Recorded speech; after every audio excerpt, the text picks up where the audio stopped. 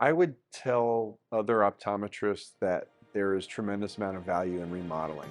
We've read in all the journals, we've heard in these lectures that, if you remodel, your optical sales are going to go up, and you kind of think, yeah, maybe, maybe not. And I was in that category. We had a huge optical. We were very successful. I didn't really think that we would have a bump the way we did. And it's true. Those optical numbers that you see in the journals when you remodel and invest in your product, you invest in your office, you invest in yourself, financially it comes back real quick. And that's a hard concept to accept, especially when you're writing the check. But firsthand, I did not think it was going to happen, and it did. Dr Ciano, I'm an optometrist in Carmel. I've been here for almost 20 years now, and RevolutionEYES, and we also have another practice in downtown Carmel called Little Eyes. RevolutionEYES is an upscale boutique optometry clinic in Carmel, Indiana, where we service high-end clientele, we service families, we service everybody in between, and we are here to make sure that everybody's got the best optical care in the area. So I met James about 20 years ago, and we had become colleagues and friends through some business marketing interactions. And when I started to think about updoing or redoing our office, James was the first one that came to mind. He always was working in the dental space, so I called him up and asked him if he would consider using his skills in an optometric clinic situation, and he jumped on the opportunity. Our favorite part of working with James was the final product when it all came together. Being on the medical side and not really being an artist, you could see the drawings, you could see the pictures, you kind of think you know what you're getting into, and when the final product is there and it's in 3 dimensions and it's in real life, and you see the colors and you see the lights and you see the sound clouds and you see everything that has come to life from those drawings, it's pretty wild. We watch some of those HGTV, and people, they're wowed when they get out and they get to see it for the first time. And that's kind of how we felt with that project. And even knowing what we were expecting to see when it was in real life and real color, it was pretty mind-blowing. So we had a lot of logistical challenges. We had to reorganize the entire office. Our flow was horrible earlier on, and James was able to direct a more efficient flow pattern for us, and also really emphasize the most important part of our optical. In optometry, the front part of the house, if you will, is very retail, and the back part of the house is a medical situation, and he had to find that great balance. And so when we're splitting off the space between medical and retail, and also men's and women's, and having openness so that we can accommodate as many patients as possible without it feeling crowded, but also having wonderful retail opportunities in all capacities. So James didn't meet our expectations. He blew us away. He really, I know that sounds cliche, but what we had envisioned from our limited perspective, from a medical nerd perspective, and what he brought in from an art standpoint, and also being outside the industry, it was very unique. He was able to bring in different materials, different colors, different formats that we had never considered, because when you're stuck in the forest looking at the trees all the time, you don't know any different. And so a fresh pair of eyes that was outside the industry was tremendously really eye-opening. And he did a great job helping us out to really expand and do something that wasn't optometric, but it was special. It was very easy working with him because he really took a 360 approach to the holistic project.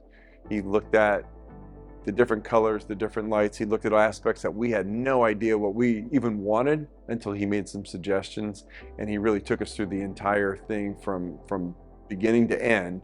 And we ended up with the final product that was beyond our expectations. So the process with James was pretty easy, if I can use one word to describe it. He sat down with us with a white piece of paper and said, "What do you want? Design your dreams." And we just started spitting off all the things that we wanted to do. And he took his artistic, creative brain and was able to make it into something special that really ended up being fantastic for us.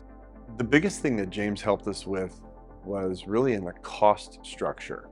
There's a lot of industry companies that have their set products, and being an outsider, he was able to source and create and actually design custom stuff that was a lot less expensive than what we're used to in the industry. And not only was it fascinatingly different and unique and really sets us apart, but when we saved money in the process, it was such a no-brainer. It was like lightning bolts that were just hitting us. It was really awesome to be able to expand, be unique, be different, and save money in the process. So James changed our workflow and our culture. Logistically, we could fit a lot more patients in our office than we had in our previous rendition. From a workflow standpoint, we're faster, we're more efficient, and we actually can service more people, which from a business aspect is a no-brainer. He brought that business mentality into our medical world that we didn't see some of the potential, some of the different areas that we have where we can now service 4 to 6 patients at a time as opposed to 3 or 4 makes a huge difference, especially on a busy Saturday or holiday weekend.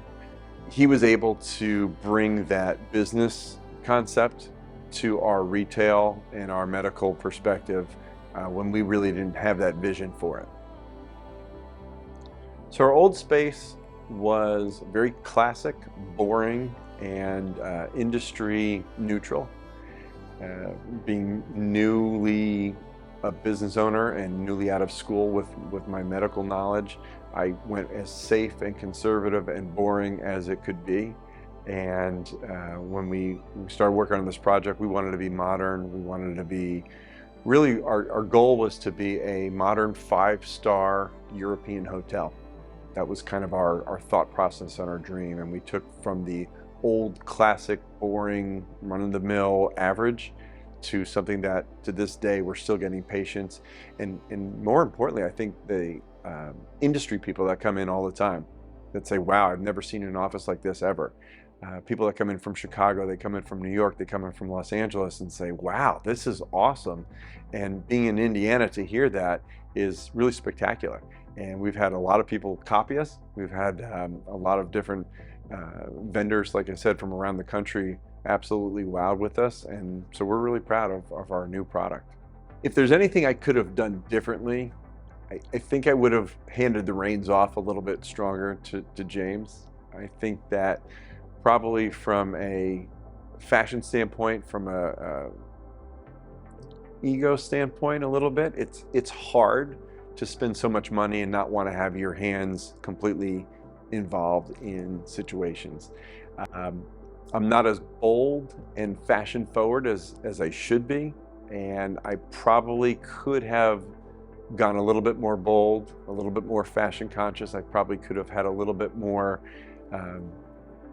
risk taking when it comes to some of the fixtures and some of the colors. But James was respectful and he helped me mute things to my comfort level.